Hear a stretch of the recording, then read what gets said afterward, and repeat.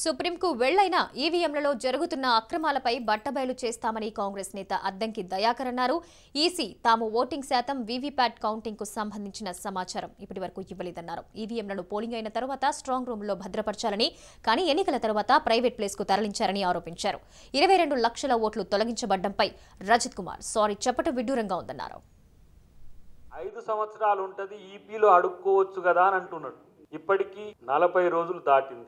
వాళ్ళు ఆ సమాచారం ఇవ్వట్లేరు, పర్సంటేజ్ ఆఫ్ పోల్ ఇవ్వట్లేరు, వివిప్యాట్ కౌంటింగ్ సంబంధించిన సమాచారం ఇవ్వట్లేరు. అసలు ఏ సమాచారాన్ని కూడా రాష్ట్ర ప్రభుత్వం నుంచి కానీ ఎన్నికల కమిషన్ నుంచి కానీ రావట్లేదు. జిఐఎస్తో పోలింగ్ ఏవైతే మన ఈవీఎంస్ ఉంటాయో అవి డైరెక్ట్గా స్ట్రాంగ్ రూమ్కి పోవాలి. అకార్డింగ్ టు ఎలక్షన్ నామ్స్ అది ప్రైవేట్ ప్లేసే. ఈవీఎంస్ ఓటు తర్వాత ఎక్కడ ఉండాలంటే స్ట్రాంగ్ రూమ్లోనే ఉండాలి. 22 లక్షల ఓట్లు పోయినాయి, డిలీట్ అయినాయి, డిలీట్ కాలే అని చెప్పిండు. మళ్ళీ అవును పోయినాయి సారీ అని చెప్పిండు. ఇంకా ముఖ్యమంత్రి ఒక మొన్న మాట మాట్లాడి నేను మాట్లాడలేదు, ఏమయ్యా వాళ్ళకి ఏమైనా బుద్ధి ఉందా, 3 రాష్ట్రాల్లో వాళ్ళు గట్టినే గెలిచిండ్రా అని.